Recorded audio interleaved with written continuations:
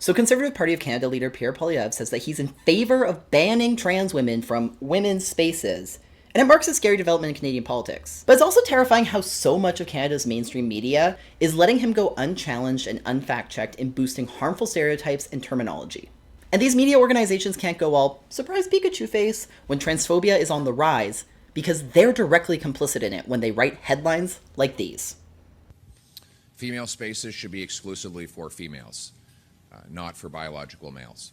So that's Poilievre speaking to reporters in Kitchener this week, expressing his sentiment that trans women should be banned from so-called women's-only spaces like prisons, changerooms, and washrooms. He also acknowledged that as Prime Minister, he would only have control over federal jurisdiction, but he expressed his support for provincial or municipal policies that would ban trans women from women's sports, washrooms, changerooms, and other spaces. And to be clear, what we're talking about here is an extension and escalation of what Alberta Premier Danielle Smith proposed for her province last month, which was a ban on trans women in women's sports. But Poilievre is taking it to a whole new Florida-esque level with the bathroom stuff. And journalists are out here just reporting it like it's a normal thing for a politician to say, and not like a deliberate call to oppress and alienate a portion of Canada's population. Like, look at this CBC headline.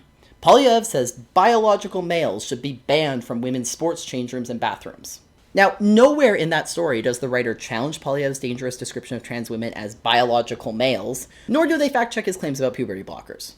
Or there's this headline over on the National Post. Poilievre says female spaces should be exclusively for females, not biological males. And that headline itself perpetuates this dangerous separation between trans women and cis women as if they're different and not women.